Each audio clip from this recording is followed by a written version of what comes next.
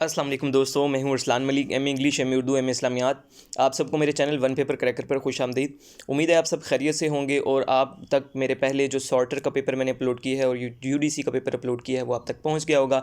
तो आज मैं पोस्टर क्लर्क का पेपर आप सबके सामने लेकर हाजिर हुआ हूँ। तो देखते हैं उसके क्वेश्चन क्या हैं।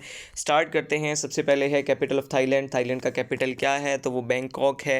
उसके बाद है जनाब कैपिटल चाइना का क्या है? चाइना का कैपिटल बीजिंग है।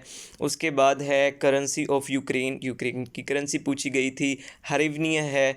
उसके बाद कैपिटल ऑफ कनाडा पूछा गया था, तो वो ओटावा है। और उसके बाद करेंसी ऑफ अल्जीरिया पूछी गई थी, तो वो दिनार है। तो आपने ये जो पहले 6 क्वेश्चन देखे हैं ये करेंसी और कैपिटल्स के ऊपर बेस करते हैं। तो ये बड़े इजी क्वेश्चंस हैं, मतलब कि 4-5 इसके पेज हैं। टोटल नोट्स मेरे पास हैं मौजूद। अगर किसी को चाहिए तो मुझे मैसेज करें, नंबर मैं अपना व्हाट्सएप का डाल देता हूँ। तो व्हाट्सएप पे मैसेज करना है आपने, मैं आपको इंशाल्लाह ये भेज दूंगा नोट्स। तो ये बड़े आसान से हैं, ताकि आप इससे आपके 5, 6, 7 नंबर इतने आ जाएंगे। तो अगर इसी पैटर्न पे पेपर आया तो ये आपने लाजमी तैयार करने हैं। नेक्स्ट क्वेश्चन अब हम देखते हैं, K two located with which border of Pakistan.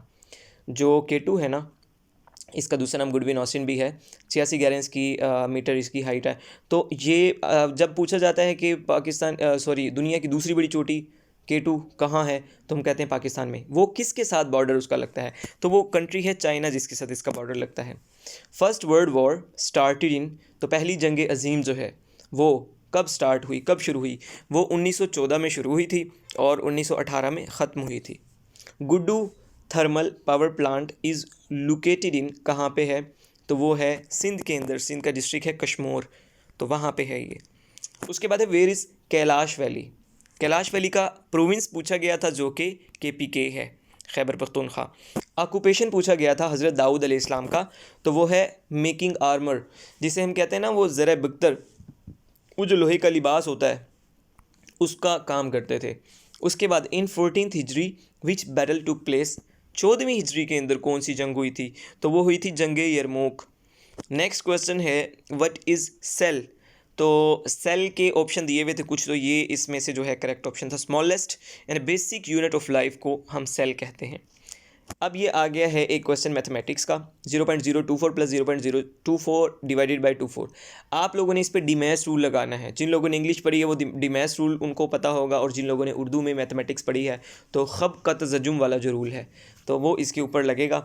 तो उसमें क्या होता है डिमैस रूल में, सबसे पहले डी यानी कि डिवीजन होता है, फिर M यानी कि मल्टीप्लिकेशन होता है, फिर क्या होता है DMA, डिमैस से A से बनता है एडिशन, और उसके बाद लास्ट पे आ जाता है S यानी कि सब्ट्रैक्शन।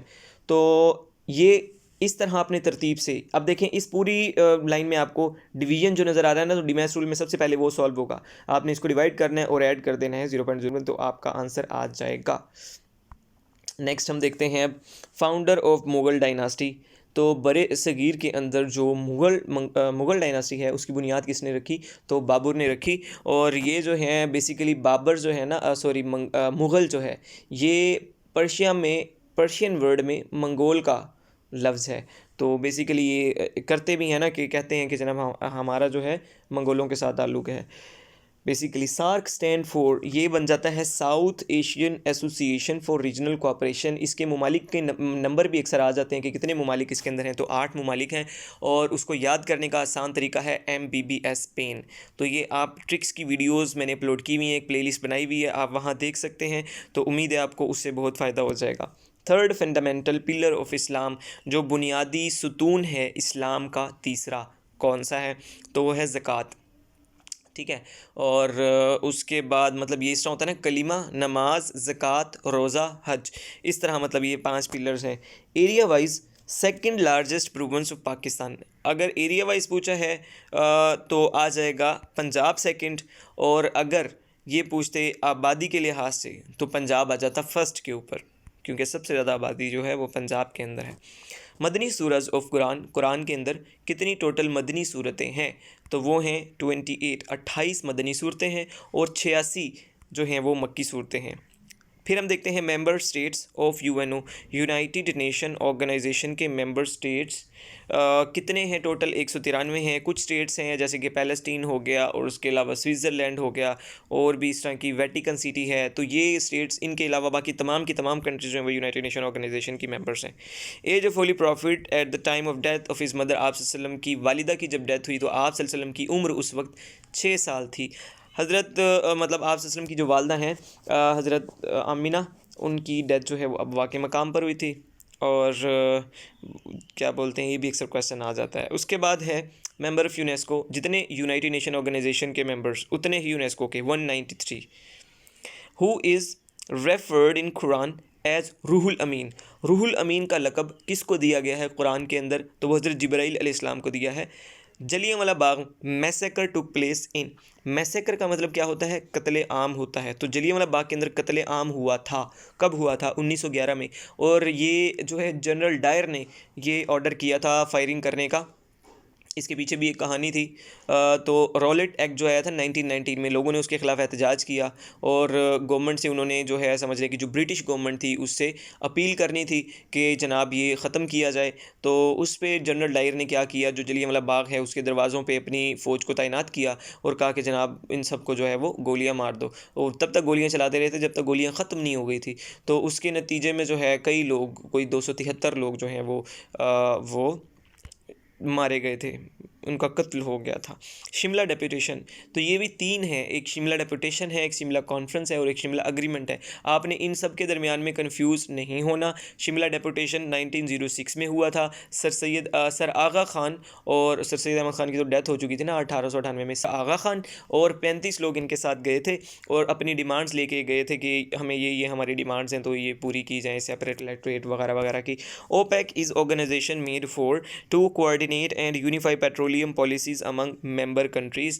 तो ये ओपेक का जो है मोटिव था, our body needs vitamin D4, हमारे जिस्म को विटामिन डी जो है वो किस लिए चाहिए होता है। तो उधर 4 ऑप्शन थे, जिसमें से जो चौथा ऑप्शन था ना, ऑल ऑफ दीज, वो करेक्ट ऑप्शन था और बाकी के 3 मैंने यहाँ लिख दी हैं। इम्यून सिस्टम हेल्थ, हमारी हेल्थ का इम्यून सिस्टम अच्छा होता है, इससे हेल्दी स्किन जो है वो हेल्दी हो जाती है। प्रॉपर एब्जॉर्प्शन ऑफ कैल्शियम भी हम प्रॉपर एब्जॉर्ब कर सकते हैं। Main function of ASF to safeguard, इसके भी 4 ऑप्शन थे। और लास्ट वाला जो ऑल ऑफ अबव था वो करेक्ट ऑप्शन था। बाकी के 3 मैंने ये लिख दिए हैं कि unlawful interference, adoption, counter terrorism measures, preventing crime and maintaining law. Alarming number of sodium 11। उसके बाद था headquarter of OPEC, organization of petroleum exporting countries का हेडक्वार्टर वियना के अंदर है।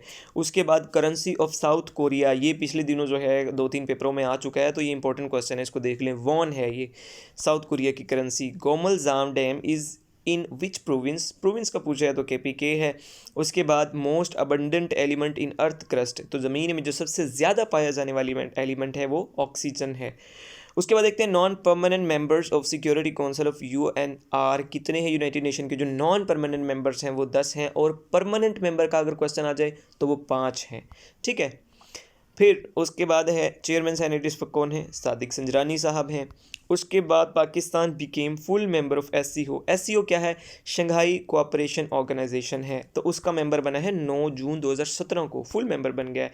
पहले मुबसर ममालिक के अंदर ऑब्जर्वर स्टेट में था वो। Chemical name of bleaching powder, उसका नाम बताएं, केमिकल क्या है, calcium hypochlorite.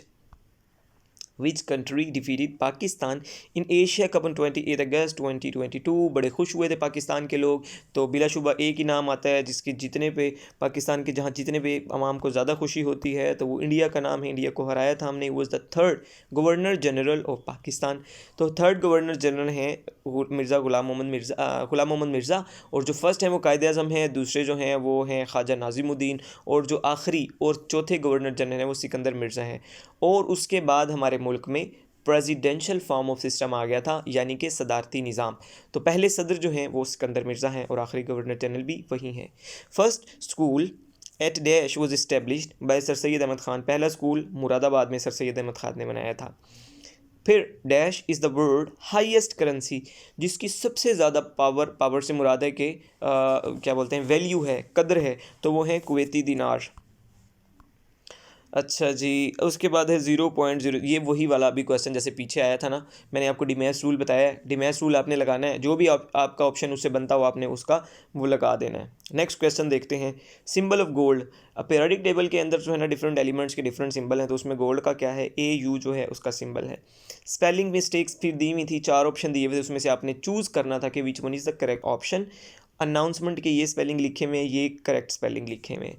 Synonym of Feynman, Feynman का पूछा गया था। अब 4 ऑप्शन थे इसके बीच, जो चौथा था ऑल ऑफ अबव वो था। देखिए फेमिन का मतलब होता है ना कहतसाली, तो ये ड्राउट, पॉवर्टी, मिजरी, ये तकरीबन यही चीज़ें बनती हैं। और अगर मज़ीद इसको वो देखें तो पहला ऑप्शन सिर्फ बनता है, क्योंकि वो कहत दोनों का एक ही मतलब है ना। ओल्ड नेम ऑफ अटक, कैंपबेलपुर, मतलब ओल्ड नेम्स ही आ सकते हैं सीरीज़ के। फर्स्ट प्रेसिडेंट ऑफ पाकिस्तान, अभी मैंने आपको पीछे बताया है कि इसके अंदर मिर्ज़ा और आखिरी गवर्नर जनरल भी यही है। कैपिटल ऑफ ताजिकिस्तान, ये 7 क्वेश्चन हो गए अब कैपिटल और करेंसी के, तो ये नोट्स आप मुझसे ले लीजिएगा ताकि आप लोगों के ज़्यादा से ज़्यादा अच्छे मार्क्स आएँ और आप लोग पास हो जाएँ। ख़ास तौर पे जो लोग मेरी वीडियो देख रहे हैं वो तो पास हो जाएँ, आमीन। उसके बाद लेटेस्ट वर्जन ऑफ हतफ़ 5 इज़, हतफ़ क्या है, हतफ़ जो है ना आप सल्लम की तलवार का नाम था, उसी नाम पे हमने अपने मिसाइल बनाए, तो अब उसकी जो वर्जन्स आती रहती हैं तो उसके नाम पूछ रहे हैं कि वो है गौरी 1। गौरी जो है वो शहाबुद्दीन गौरी के नाम पे। Oldest written constitution of government in effect, कहते हैं कि सबसे पुराना जो तहरीरी कानून है वो इस वक्त कौन से मुल्क के अंदर लागू है, तो वो सबसे पुराना है USA के अंदर, तो अभी तक वो चल रहा है। उसके बाद है फर्स्ट रिटन कॉन्स्टिट्यूशन कौन सा है दुनिया का, वो मिसाके मदीना है, ठीक है। नेक्स्ट हम देखते हैं, he has experience dash driving all types of motor vehicles, he has experience of driving all types of vehicle, ये प्रिपोजिशन के क्वेश्चन था। Superlative degree of sore, superlative, अब आप देख लें कि सुपरलेटिव और कंपैरेटिव डिग्री के ना 2 क्वेश्चन है इंग्लिश के, तो आपने डिग्रीज कर लेनी है। एडजेक्टिव की 3 डिग्रीज होती हैं, पॉजिटिव, कंपैरेटिव और सुपरलेटिव। तो ER जब आप लगा देते हैं किसी भी वर्ड के साथ, ER, जैसे सोर है सोरर, ठीक है, तो ये बन जाएगा कंपैरेटिव। EST जब आप लगा देंगे किसी भी वर्ड के साथ, जैसे सोर है तो आपने कर देना है सो रेस्ट, तो वो सुपरलेटिव बन जाएगा। और सिंपल जैसे ये लिखा हुआ है ये पॉजिटिव बन जाएगा, ठीक है। तो अब ये देखें सुपरलेटिव बतानी है तो EST लगेगा साथ, ये यहाँ पे आ गया EST। अब इसका एक और रूल है वो आगे आगे क्वेश्चन आएगा तो मैं आपको बताता हूँ। उसके बाद ये डिमैश रूल आ गया, आपने खुद सॉल्व कर लेना है। M2 मोटरवे 2 इज़ बिटवीन किन किन दो शहरों के दरमियान, लाहौर और इस्लामाबाद के दरमियान M2 है। बैटल ऑफ ओहद फाउट इन, कब लड़ी गई जंग ओहद, 3 हिजरी में लड़ी गई।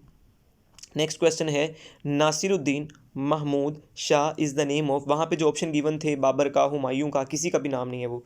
चौथा ऑप्शन नन ऑफ दिस था, क्योंकि ये तुगलक ख़ानदान से ताल्लुक़ रखता था और वो सारे के सारे वो मुग़ल थे। Partition of Bengal was made by, किसने पार्टीशन की बंगाल की, तो वो की थी जनाब लॉर्ड कुर्जन ने की, और 1905 के अंदर ये की। तकसीम कर दिया बंगाल को 2 हिस्सों में, ठीक है। और उससे क्या हुआ कि जो मुस्लिम जो पॉपुलेशन वाले लोग थे वो अलग हो गए, हिंदू वाले अलग हो गए, हिंदू मेजॉरिटी वाले, तो उन्होंने जनाब हिंदुओं ने एहतजाज किया कि जनाब ये बंगाल को पार्टीशन वापस की जाए। तो 1911 में ये वापस भी हो गई थी, 1905 से 1911, ठीक है।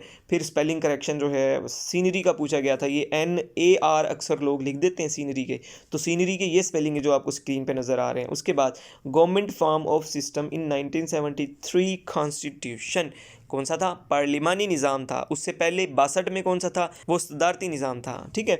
Who was the first speaker of national assembly, तो नेशनल असम्बली के जो फर्स्ट स्पीकर हैं वो कौन है, मौलवी तमीज़ुद्दीन है। उसके बाद second world war started in, जो सेकंड वर्ल्ड वॉर है वो हुई थी 1939 के अंदर शुरू और 1945 तक चली थी।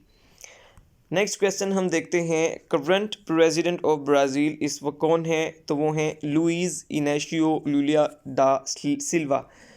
उसके बाद है question, needle was invented by which profit, मतलब सुई जो है वो कौन से पैगंबर ने ईजाद की थी, तो वो हज़रत इदरीस अलैहिस्सलाम ने की थी।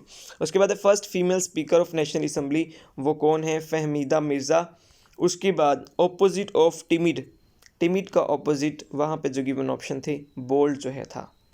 नेक्स्ट क्वेश्चन है, हेडक्वार्टर ऑफ ADB यानी कि एशियन डेवलपमेंट बैंक का हेडक्वार्टर कहाँ है, फिलिपाइन के अंदर है। फिलिपाइन कहाँ है, वो मनीला का एक सिटी है, शहर है। उसके बाद है which is not official language of United Nations, जो वहाँ पे ऑप्शंस थे ना उसके अंदर पर्शिया वाला वो पर्शिया मतलब फ़ारसी जो है वो यूनाइटेड नेशन की ऑफिशियल लैंग्वेज नहीं है। इसकी टोटल 6 ऑफिशियल लैंग्वेज है, ये मैंने यहाँ लिख दी हैं, Arabic, Chinese, English, French, Russian and Spanish. ठीक है, तो ये 6 हैं। इसके अलावा कोई भी आए तो आपने उस पर लगा देना कि वो नहीं है। अगला क्वेश्चन है टाइटल ऑफ खलीलुल्लाह किसका टाइटल है? हज़रत इब्राहीम अलैहिस्सलाम का है। कंपैरेटिव डिग्री ऑफ, वो अब रूल जो मैं आपको बताता हूँ दूसरा, मोर बिटर यहाँ लिखा हुआ है, ठीक है, वहाँ पे बिटर भी हो सकता था। अभी मैंने आपको बताया जिसके साथ ई आर लगेगा वो कंपैरेटिव हो जाएगा, ई एस टी लगेगा वो सुपरलेटिव हो जाएगा। ठीक है, ये दो इसकी निशानी है। कई वर्ड ऐसे होते हैं जिन पे ई आर और ई एस टी लगने से वो कंपैरेटिव और सुपरलेटिव डिग्री नहीं बनती, तो वो ये वाला वर्ड है। उसमें क्या होता है, कंपैरेटिव में मोर लग जाता है और सुपरलेटिव में मोस्ट लग जाता है। ठीक है, नेक्स्ट चलते हैं। Total numbers of bone in spinal column of human कितनी है?